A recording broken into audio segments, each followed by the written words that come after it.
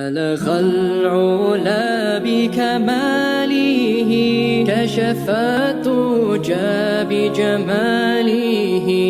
بسم اللہ الرحمن الرحیم.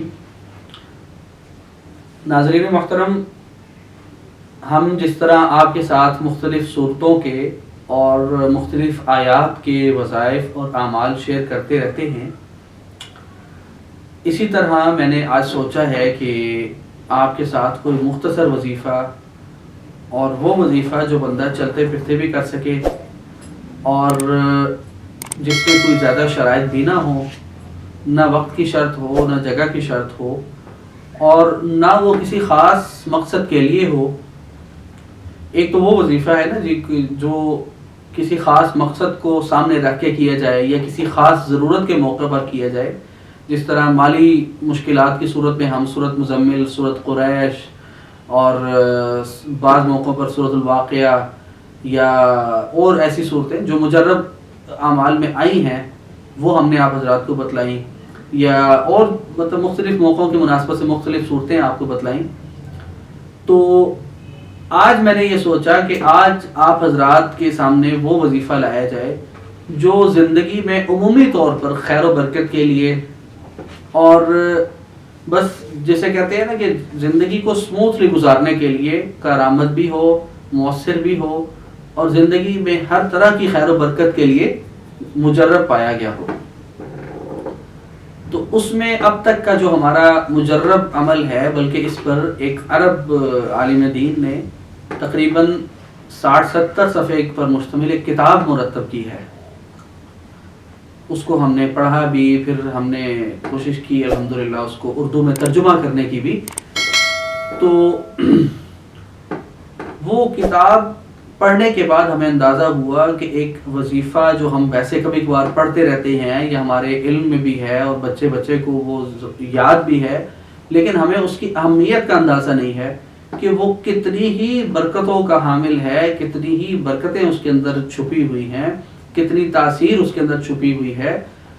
تو اس پر ہم نے پھر جب غور و فکر کیا، اس پر ریسرچ کی، اور اس کتاب کے بالخصوص اس کتاب کے مطالعے کے بعد پھر اس کو آزمایا، تو ہم اس نتیجے پر پہنچے کہ اگر کسی خاص مقصد کے لیے پڑھنا ہو تو اس کی مقدار کیا ہو، اور اگر ویسے عمومی خیر و برکت کے لیے پڑھنا ہو تو اس کی مقدار کیا ہو.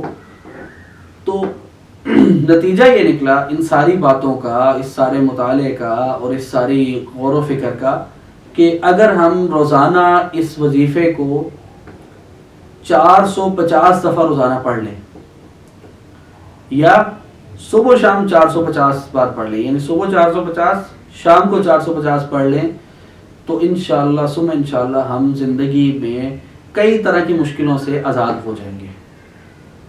اور وظیفہ انتہائی آسان ہے. اب آپ کے ذہن میں یہ آ رہا ہوگا کہ آسان وظیفہ ہے، ہر بندے کو آتا ہے، وہ وظیفہ ہے کون سا؟